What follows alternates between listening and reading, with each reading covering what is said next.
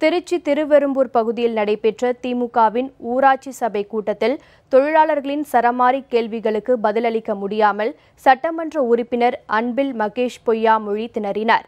திருச்சி மாவட்டம் திருவெரும்பூர் தொகுதிக்கு உட்பட்ட 20 ஊராட்சிகளில் திருவெரும்பூர் சட்டமன்ற உறுப்பினர் அன்பில் மகேஷ் பொய்யாமொழி தலைமையில் ஊராட்சி சபை கூட்டம் நடத்தப்பட்டது.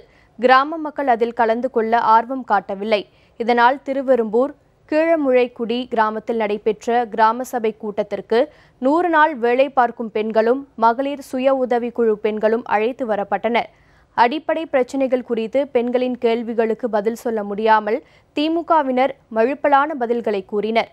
மேலும் பெண்கள் ஆக்ரோஷமாக பேசியதால் உரிய பதில் அளிக்க முடியாமல் மகேஷ் பொய்யாமொழி திணறிய நிலையில் திமுகவினரோடு பொதுமக்கள் வாக்குவாதத்தில் ஈடுபட்டதால் பரபரப்பு ஏற்பட்டது.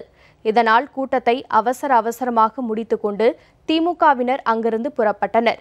இதேபோல் சோழமாதேவி நகர் பகுதியிலும் திமுக ஊராட்சி சபை கூட்டத்தில் குடிநீர், சாலை வசதியை ஏன் ஏற்படுத்தி தரவில்லை என்றும், தேர்தல் நேரத்தில் மட்டும் மக்களுக்கு மின்சார வசதியினை அளிப்பது ஏன் என்றும் பொதுமக்கள் சரமாரி கேள்வி எழுப்பி திமுகவினரை திக்குமுக்காட செய்தனர்.